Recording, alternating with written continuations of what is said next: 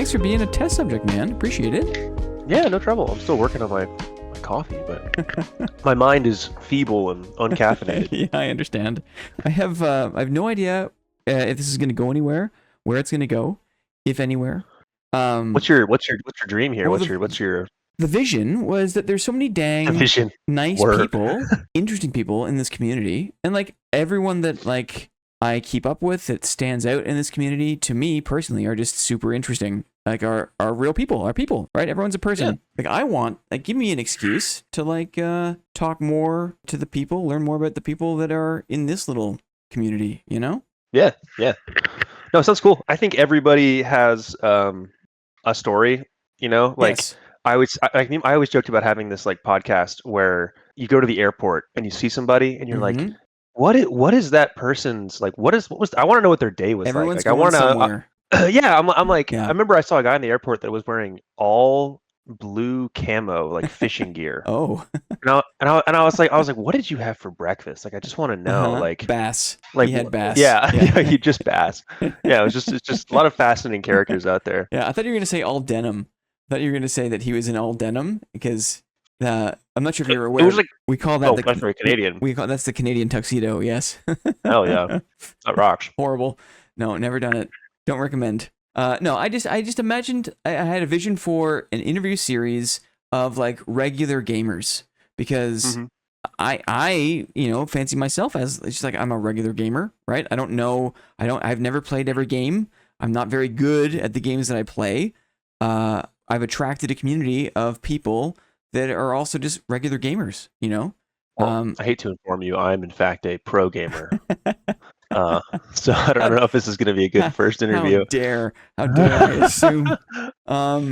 Cool. So kind of like an interview series of just regular folks who like games and a chance to highlight people in this community, just like learn a bit more, share the stories. I think it'll be fun. Sounds legit. Here's the other thing to keep in mind. As we go through the course of the conversation, I'm eventually going to ask you, can you recall one of the most memorable moments from gaming in the past year for yourself, your own personal experience, like a memorable moment, like one of the coolest, most memorable things that you experienced that happened to you in gaming? But I don't want to put you on the spot. That's like a slow burn question. I want you to just have that in the back of your head. Past year? Yeah, sometime in the past year. And feel free to pause the conversation to interject anytime where that kind of comes to you. I don't want it now. You don't have to answer that now. Okay. But just keep that in mind if the conversation kind of like illuminates some memory from the past year where you're like, you know what, that was an awesome thing that I experienced. Okay, yeah. Cool. So welcome. Thanks for your time, man. I appreciate it. Happy to be here. Nice. Happy to talk to you. The first question, I think this is going to be the first question I ask everyone, is what is the origin of your handle, your Discord name? Because everyone picks a name somehow. Okay. There's a whole process there, right? Where's Yakman come from? So originally my first gamer tag I ever had, I remember I was like setting up my Xbox 360 with my dad. Yeah.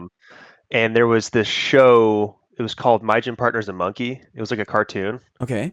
And there was a gorilla on the show whose name was Windsor. Okay. Like Windsor the gorilla. So originally I was Windsor 42 and I was that for a really long time. Yeah. And then like I started playing more online games and people were like Windazor, like it didn't like people couldn't pronounce it.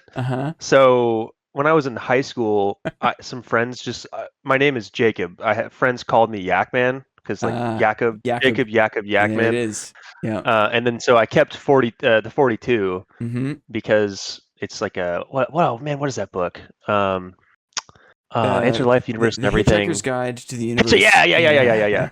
Yeah, so that's where I stole 42, and then it was just Yakman 42 has been it for a long time. Awesome.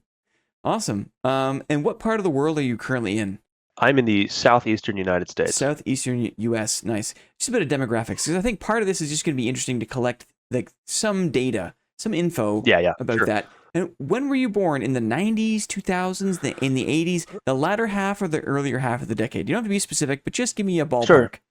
I was born in the latter half of the 90s. Latter half of the 90s. Excellent. And what do you do for work these 25 days? and 30. I'm a high school teacher.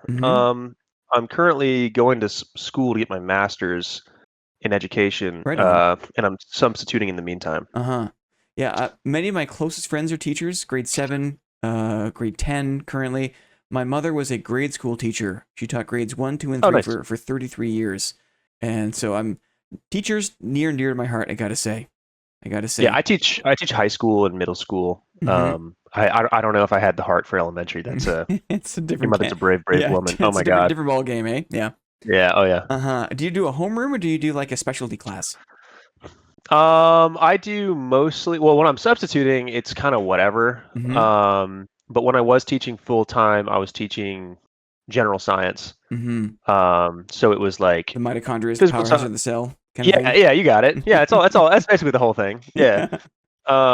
But yeah, I've done like touch on chemistry, physics, biology, but I'm transitioning to more of a biology focused thing because I'm a bit of a bird nerd, and Yeah. my kind of dream is to do like an ornithology class. Mm-hmm. So Mm-hmm. it's kind of where I'm headed. Mm-hmm. My all-time favorite bird is actually very common, is the common robin here in Canada. Oh, it's a great one. It's a harbinger of spring, right? I think it's a beautiful bird. But in recent years, I want to say the last like 10 years, I've started to finally appreciate that like birds are basically like dinosaurs, are dinosaurs, right? There's They very rock. very little to separate them. And I imagine my favorite time of year is the spring, and particularly the early spring. And my wife and I, we walk around the neighborhood and we see all the signs of like the first shoots of life, right? Like the blades of like the daffodils or whatever. And it's always the robin that's the first bird that comes back to this part of the world. He's a busy guy, the robin. Do you know, where does he go over the winter? Do you know?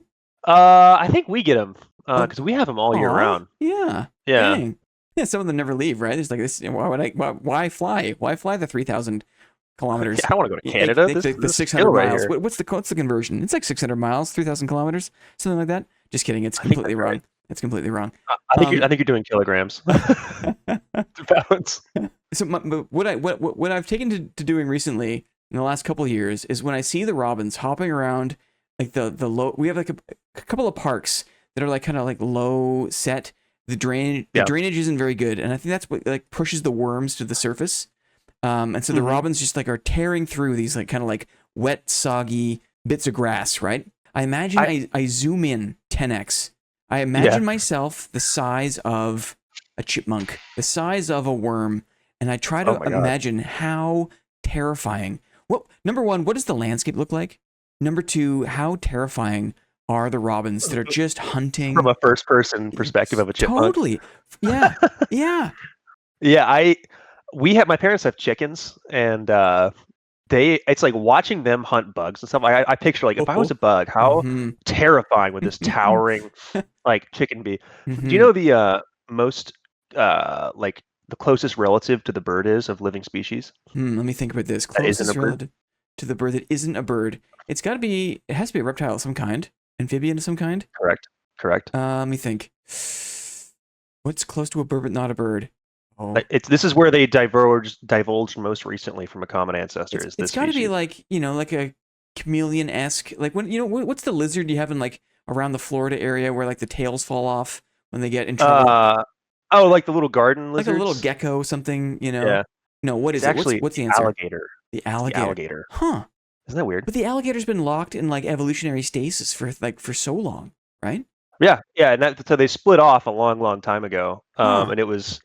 They shared some kind of common ancestor, and then they split, and then it was alligators, and then birds started happening. I feel like down that road. Alligators got the short end of the stick there. You know what I mean? I don't know. They're chilling, man. They got it figured out. They haven't changed in like 40 million years or something crazy. True, but also I'd rather be a bird. If alligators were really like flourishing, there'd be all sorts of different kinds of alligators, right? Like birds conquered the skies, and because of their dominance, there's penguins, flamingos, there's seabirds, there's terror birds, right?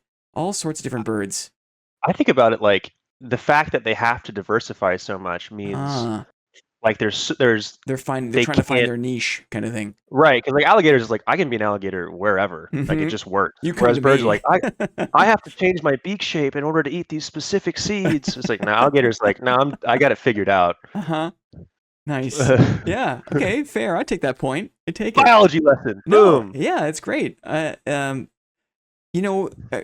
linger here for too long because this is like the very first like set of questions and the very first ever like. No, this is my bad. This is me like learning how to be some kind of a host of these kind of conversations, but I have to pull on the threads that I'm interested in. That the timescales are just enormous, right? To think. Yeah, I have trouble like. Yeah. Even 40 million years is probably not even accurate. I have no idea. Those are so hard to even like grasp. Like I can barely remember what I ate last week, right? And there are things on this earth that are just hundreds and hundreds of millions of years old, that have not changed in hundreds and hundreds and hundreds of millions of years. Yeah. It's really freaky. Mm-hmm. I don't know. It's like I think about trees like that a lot. I'm like they're like the dominant species on Earth. Sure. And they just are largely unchanged for such a long time. And like they've been around. I mean, they've changed a lot. Yes. You don't really think about trees as like a dominant, like powerful species, but they really are.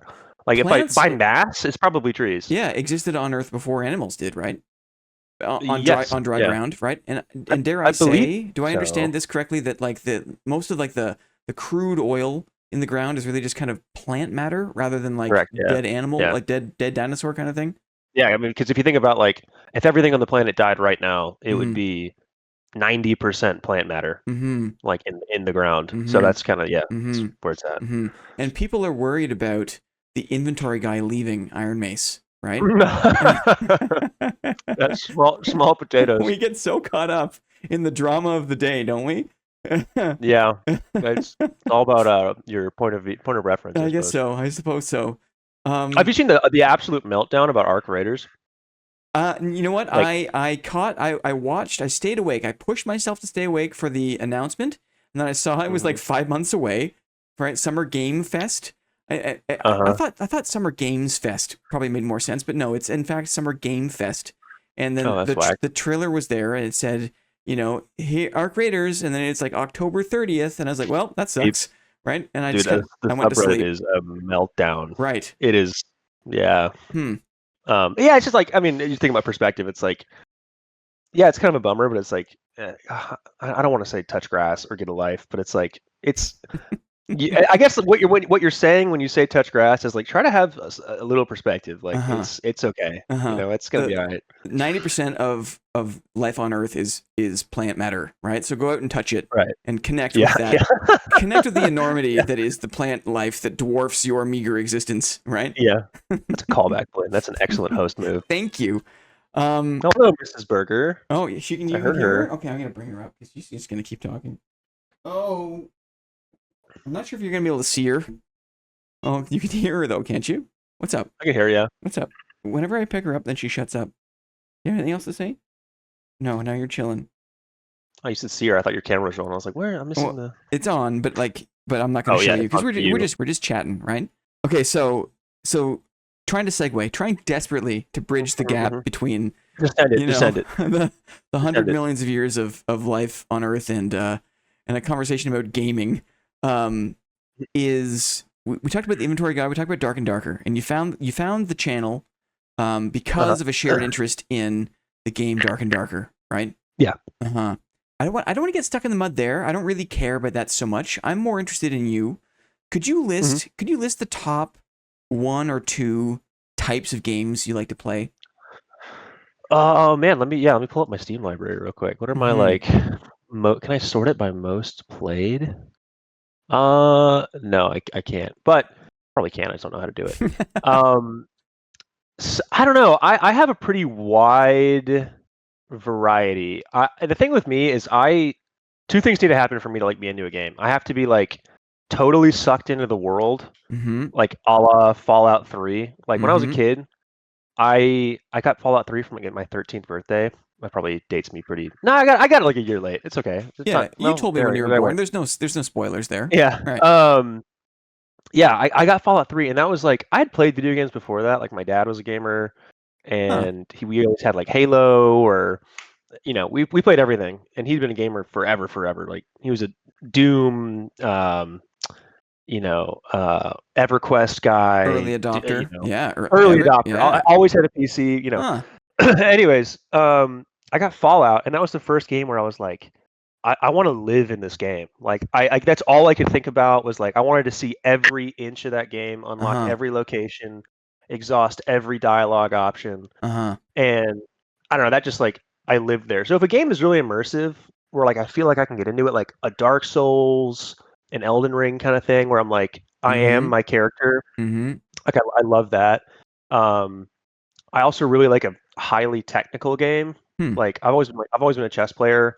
And I didn't used to be like this. Used to be like I just want to play a game where it's like I'm having fun. But now it's like, oh, I want to play a game where I can express like a bit of, this is gonna sound like I'm smelling my own farts, but like a bit of artistry. It's like with Dark and Darker, I kind of got that bug where it's like, I'm like, this game is dumb, but then I kind of saw like that you could really apply some like mouse and keyboard kung fu to style on people, and I was like, oh, this is the coolest. It's like I got into Counter-Strike that way. I got into Dark and Darker that way. I'm currently into like Escape from Tarkov that way.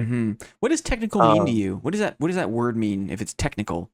Technical to me means like if I play correctly and don't make mistakes, well, I will win. It's like chess. It's like if two people are playing chess perfectly, like if we're at the highest level of play, it's right. It's a draw, and you only win if the other person makes a mistake. So technical is like I have to make no mistakes for as long as possible, or I lose, which is very prevalent in like Counter-Strike, Dark and Darker, Tarkov. It's like you just can't mess up, and there's so many things that you're juggling. I was gonna say, does technical suggest that there's like lots of options, like lots of things you can do, kind of thing? Yeah, it's like I think about Tarkov comes to mind. It's like you have to be aware of like how much noise your footsteps are making, what kind of ammunition you have. Like, oh, I have this sight at this range. Do I not have a flashlight? It's like there's so many things to consider and so many ways to play it. That I mean, it's like in the presence of infinite options, can you make the right choice consistently? That's kind of how I think about technical. Yeah, I really boiled Dark and Darker down to that in a way. Maybe not so much because there was like a deluge of options per se, but more like the stress I experienced in that kind of like winner take all PvP combat. It was like, can you make the right decision under pressure? And it really came down to kind of being like a decision game, you know? I guess all games are a decision game in one form or another, are they not? It's not a game. Like I say this all the time, but like the game War, you know, like the card game War where you flip over cards. And it's like the higher card wins the hand. That's not a game. No, it's not a game. You can't make a decision. There's no decision to make. It's just the game is won when you split the deck. Like the winner is predetermined. Whereas when you play cribbage, I'm sure you got cribbage up in Canada. That is my dad loved cribbage. Northern game. Yeah, I play. My dad's from Minnesota, so we play cribbage a lot. You play cribbage, it's like you have to make a lot of choices, and you can make a lot of bad choices, and that's a game. If you can't make a choice, it's not really a game. I really am not qualified to dip into the free will conversation, whether or not that's a thing. I've consumed a few like YouTubes on like the subject, and it's like this is like above my pay grade. Kind of like bowed out from that. You know? Yeah. I don't really have a strong opinion on that. Me neither. Okay, cool. I'm glad you don't, because I feel like I can get myself in a quagmire there. Yeah. What's your favorite thing to drink? Oh man, this is a really disgusting combo. Milk or beer. Okay. Those are probably my two favorite. Or coffee. Oh man. You mentioned that you mixed milk and kombucha on stream the other day. That was not I did not enjoy reading that. I came home. I was volunteering, and I came home, and I was really hungry because we were putting a roof on this enclosure, and it took way longer than we thought. So I was like, hanging up plywood for we blew through lunch. It was like 3-4 o'clock, and I got home, and I had a ton of food, and I was like, oh, I'll wash that down with a glass of milk. And I was like, oh, I need something sweet, and we had kombucha, and so I drank a big glass of kombucha, and it did not sit well with me. No, I don't know if you asked for that story, but there it is. No, I put the pieces together. You kind of gave us some rolling updates in chat. Yeah, it was tough, man. I had to lay down for a little while. Decisions, right? But no, you're not the best decision, and all the things you could have pulled from the fridge. I guess if I had to do top 3 drinks, it would be coffee milk beer. Coffee milk beer. And if you had to choose, gun to your head, light beer, dark beer. Oh man, can I pick a type of beer or light beer versus dark beer? Yeah, you can pick a type of beer. You I would pick an amber. I would pick an amber ale if I had to pick a beer, like a Fat Tire. That's probably a brand or a brewery we don't. I'm not familiar with in this part. Oh yeah, I guess there may be Southeast. I think their brewery is in North Carolina. I think. But we have it down here. Nice. It's very good. Fat Tire. Mm-hmm. I'll put that on the list. I'm writing it down. How do you feel about PvP in games? I know it's not for everyone. Yeah, man, I've been thinking about that a lot lately because like I was trying to sell my friends on Arc Raiders, and a buddy of mine was like, "Yeah, I'm not really interested in playing PvP. I hope they have a PvE mode." And like my first thought is like, "You coward!" But I don't know. Like I remember when I first started playing Dark and Darker or like Tarkov, like PvP in like a Halo kind of setting is not like that's just like a deathmatch setting is like no big deal. Yeah, right? That's no big deal. It's like it's just fun. It's like there might be one guy in the lobby who's like 30-0, and it's like wow that sucks. But in like a Dark and Darker / Tarkov setting, it's like I remember my hands shaking, like tunnel vision, heart pounding, like for the first like 250 hours I played that game. I was, and that's. I was basically disabled. Like when combat would start, like I could not remember. I forgot I had a crossbow. Like I would get palpitations. It was bad. It was very difficult to overcome. Yeah, I remember like losing a fight and then being like just taking like inventory of my body. Like I am like I feel like I'm gonna die. Like it's because like I think because it's like you get so something about having all those stakes like. Has you invest in your character like outside of like a role play kind of fashion into like I don't know. It's something about that like shortens the distance between you and your screen. Well, I don't know how to it bridges the gap between the digital space and real life, because to get the kit, to have that loadout, you needed to spend your real time, right? There's a time investment, and so that bridges the gap between it being like a weird casual activity. Like it's not a death match. It's like it took me 2 hours to farm up the whatever materials or to find this stuff or whatever. And so like I'm there. My time is on the line. I'm in the dungeon and I'm risking something. I just sent you a screenshot of my M4 collection in Tarkov. I see them. And these are all M4s that I took off of other people. And I had that same thought where I'm like, how many man hours of like work went into building, because these are really kitted out rifles. These drum mags, these like nice scopes, these nice like different stocks. I see skeletonized grips, suppressors, like skeletonized grips. Launcher. Yeah. Oh dang. Yeah, the under barrel, whatever. These guys put in a ton of work to make these work, and I took it from them. It's like stealing someone's car. Yes, well, it's like stealing time out of their day. It's like I know they put time, time into it, and it's thrilling when you win, which is why I never use these M4s and I just look at them. But it's also like it's so painful when it's like, because I'm like, I remember how long it took me to build this kit, and now it's in somebody else's stash. And I've had friends like a buddy of mine who we're playing Dark and Darker, and he just could not get over. He's like, dude, I can't get over the fact that my gear is in someone else's stash right now. Like it's driving me insane. He would get so wrapped up in it. I've got a friend. It's a weird feeling. There's a member of this community. It says their friend had a hard time with dad for the same reason. They just couldn't stand the thought of other people having their stuff. That's very interesting. Just the concept of ownership. Just another way that the game bridges the gap between like digital space and real life. Like there's a real sense of ownership over your stuff. Because your real time is on your character. Like you've draped your character in your real life time, which is precious. And so if you die, you've just lost it. Like that's what you're wagering. Yeah. So no wonder our heart rate goes through the roof, kind of thing. Yeah. So I liked PvP games for that aspect. The same thing. That's the first real big like competitive PvP game I got into was, I guess it was probably League of Legends, like in high school, but that game is terrible. So I'm gonna claim Counter-Strike. Where it was like, that's less so of a time investment and more so of a like, I want number to go up, and I am associating my self-worth with the number. Yes. kind of thing. So that's why that hurts. But it's like, I guess that's why it's fun, because it's the high highs and the low lows. Mm-hmm. So can you, I mean, looking at some of these M4s, maybe not these, but using this as a jumping off point, can you recall one of the most memorable moments? One of the most memorable moments. It's very hard for me to say the M's properly. Memorable moments. From gaming in the past year or so? Man, I mean, looking at these M4s, I can remember which one is it?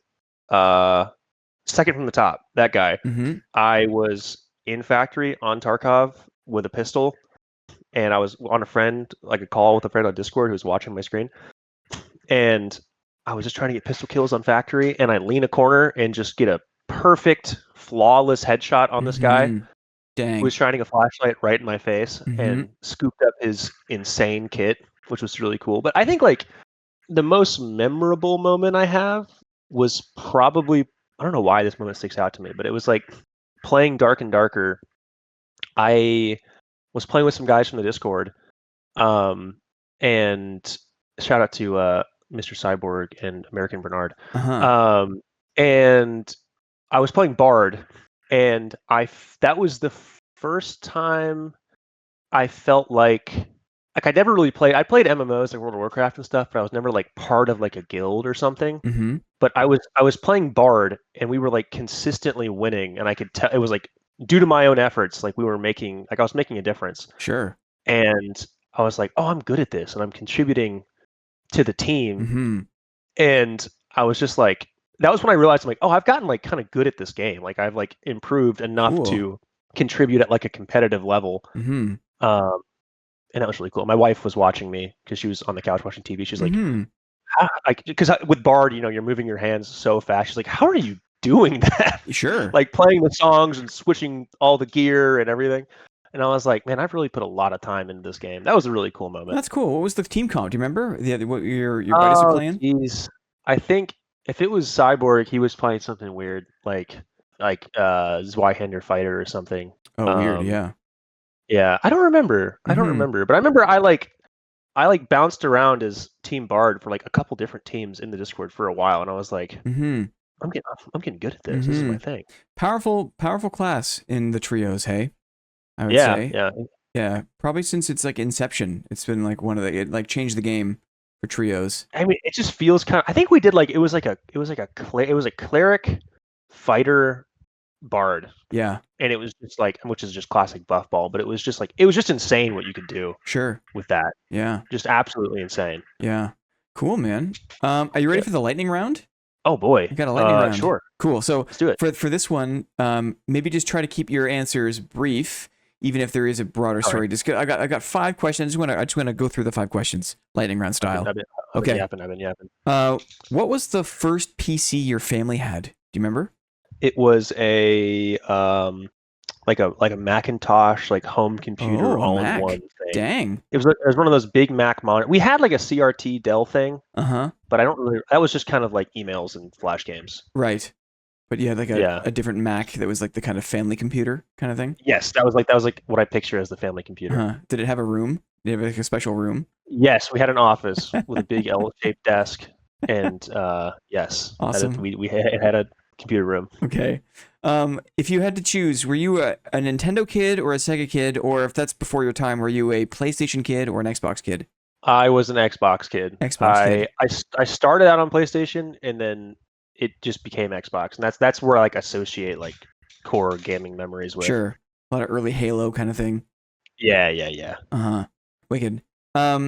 What's the one candy or snack that you have to buy from the convenience store? Peanut M&Ms. Peanut M&M. Oh, that's an excellent call. They're big fat ones, right? Yeah. Do you call them convenience stores? I mean, I guess we call them corner stores. Corner stores. And that's kind of like a southeast states kind of vernacular. Yeah. I guess like in the northeast, it's like bodegas. Down here, it's corner stores. Corner stores. Corner stores. Right. Cool. Peanut M&Ms. Yeah, that's an excellent answer. Excellent. Can you cook? I used to be able to cook really well, and then I met my wife, and she took over in the kitchen. And then recently I tried to get back in the kitchen. Like, oh yeah, I'm burning everything. Like I can't.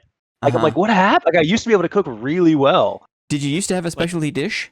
Ooh, Not really. I kind of cook bachelor food, but like the food I won my wife over with was egg sandwiches. I can cook a Oh, mean egg sandwich. like a scrambled egg sandwich kind of thing? Yeah, yeah. It's Uh-huh. like I can do it's just and I know it's not fancy, No, but but like what makes it special? Is it just like that you cook the eggs bang on? Do you put anything else in there? I got a way I do the eggs, Uh-huh. where they're always perfect. It's I'll tell you really quick. You put the eggs in a bowl, you Uh-huh. scramble them, you Uh-huh. add salt, and then you scramble it till it's foamy, Mm-hmm. and then you add it to an already hot pan and Yeah. just push it towards the center without flipping it. Yeah. Perfect every time. Nice. Um, American cheese, Yes. perfectly done bread, Yes. maybe a little avocado, Mm-hmm. ketchup. I know it's Mm-hmm. gross, but No, ketchup. I dig it. Yeah, I remember like we were dating for a few weeks, and I made egg sandwiches, and like I'd done it, like I Uh-huh. won. You can see it in the eyes, kind of thing. Uh huh. Uh-huh. Uh Excellent. GG, man. That's good. huh. What's the longest gaming session you've ever had? Like like Oh my god. in a concurrent, like kind of like it's the longest like ass in chair kind of gaming session. It might have been when Skyrim came out. I went to the midnight release of Skyrim, Mm-hmm. and I think I played for like 12 hours straight. Mm-hmm. Like, yeah, on like a Excellent. tiny little TV on Xbox 360, just like Yeah. living in that game. That might have been it. Cool. And the last one for That's what I lightning round. told. How Yeah, go ahead. many hours on average do you sleep a night? 8 hours minimum. Eight I'm hours. a Nice. A yeah. good sleeper. I'm very adamant about Yeah. that. Super healthy. Try Uh-huh. to. There's lots of games in early access right now. It seems like early access is kind of par for the course. It's kind of what like companies have to do Uh-huh. to develop games these days. What are your thoughts on early access games? My thoughts on early access games. I'm not a game developer.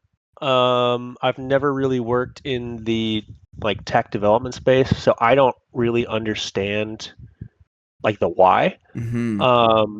But like Tarkov has been in early access for 10 years. Yeah. And it's supposed to come out in August, but like and I used to think like that's so dumb. Like um why don't they just release it and work on a different game or like just add updates to a finished game? Like why even call it a beta if Uh-huh. it's like been in the stage for so long? But then like I looked back at I was watching this Pestily documentary thing that he made, Uh-huh.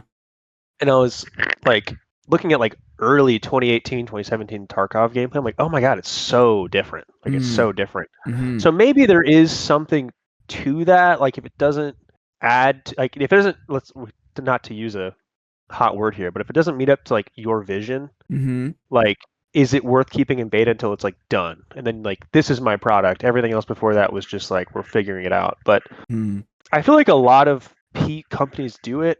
And maybe this is not a very well thought out opinion, but like they do it for the sake of like we need money now. And I've seen a lot of beta games just never get finished. Mm-hmm. It's just like we want to give you something and have the like qualifier that like, well, this isn't actually our game. This is like a beta game, so we can do whatever we want, and you can't be mad if it doesn't get finished, kind of thing. Mm-hmm.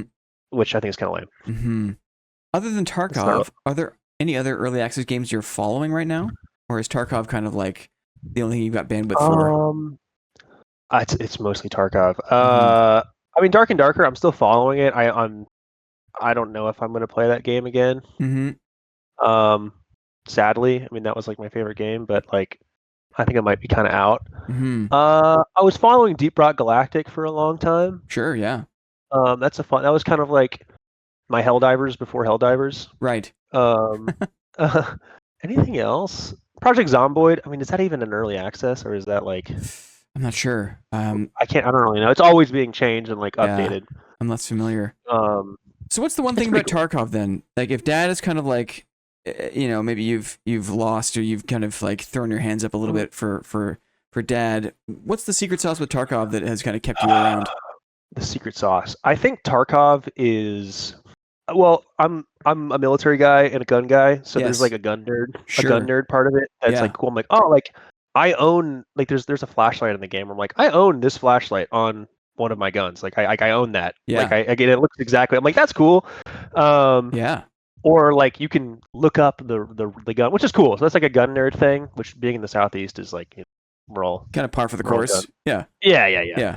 Um, it's immersive, like Fallout 3 immersive, where it's like I can really get in the headspace of like, man, what if I was in this situation? I'm here How would I on feel? this map. Yeah, And that's super thrilling. Mm-hmm. The gameplay is super tight. Mm-hmm. Yeah, and it's got that like, it used to be, the thing about it that used to be frustrating was like you'd have to like queue for like 5 to 7 minutes. Yeah, it was terrible. So it was like, not only were the games long, the queue was long, and then rekitting was long. So that like time investment you had in your gear was like way, way, way higher. Mm-hmm. And it was like way, way, way more stressful. But I think I've gotten a lot better at extraction games where I'm like, I'm not broke all the time because I know how to play extraction games. So it's like I'm having fun because it's like I have a lot of gear. I'm not wasting a ton of time. You can play the game kind of thing. Right. Because like I remember I played like 2 years ago, and I was always broke, running like the shittiest weapon, I'm sorry, I didn't mean to swear. The crappiest weapon and the crappiest gear, and like why am I losing all the time? And I think when I played Dark and Darker, I learned like, oh, if I just put on better shit, I'll survive more. Yes. Like, duh. Yes. Go figure. Right. Took 500 hours of playing Dark and Darker to figure that out. Yeah. Cool. Is there a specific kind of game you hope comes out in the next 2 years? Like, what's your dream game to play? Before Dark and Darker existed, I always used to say, like, when I was playing Tarkov, I was like, man, wouldn't Tarkov be cool if there was like a version of it where there was like, instead of I'm shooting like Russian homeless people, it's like there's like goblins and like orcs and stuff, and we're like knights, and like that was Dark and Darker. Yeah. I really hope somebody or Iron Mace figures that out, because it's like, that is just like, I mean, it's just such a cool idea. Free me from the inconvenience of having to consider the socioeconomic status of the people that I'm killing, right?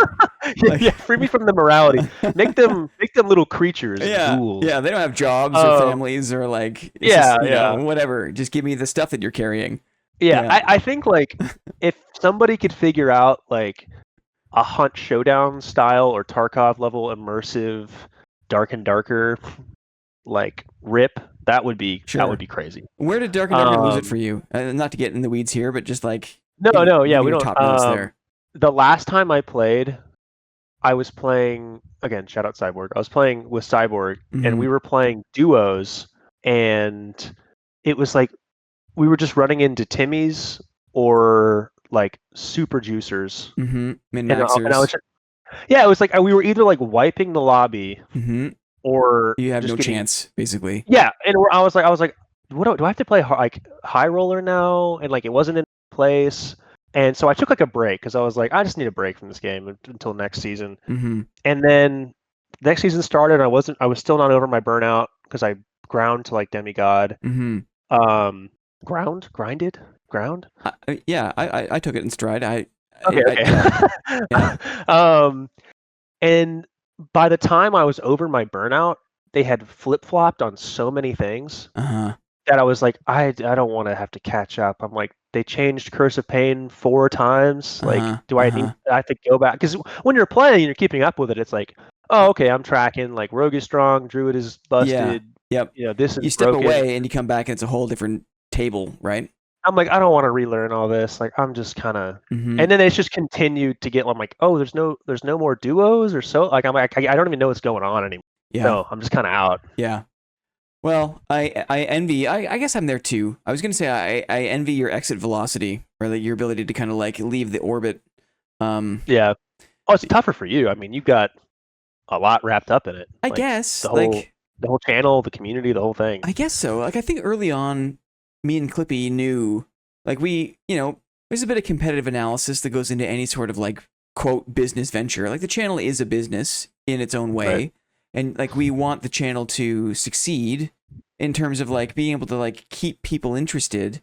But looking around, like, we saw a lot of other channels that only focused on this one title had a hard time when the creators seemed to be a bit tired of playing the game. And there's a lot of frustration that creators have exhibited over the past months. There's a lot of like weird hits to kind of viewership that channels would experience when they would boot up another game. Yeah. And so we were like, early on, we decided like, we have to like try to like work in other games early on so we don't get pigeonholed, Yeah, I think variety early. I think we avoided a bigger hit. But certainly like, people have interests. People are like it's funny that a lot of people are interested in watching Dad but have no interest in playing Dad. You know what I mean? I think a lot of games are like that. People like everyone like I've heard people say in Tarkov streams like Tarkov is fun to watch, not fun to play. Right. Like it's more fun to watch than it is to play. Probably the same with that. If I'm being honest, like I love watching NHL playoffs. I love watching any playoffs, to be honest. Like it's just like the peak of the sport, whatever it is.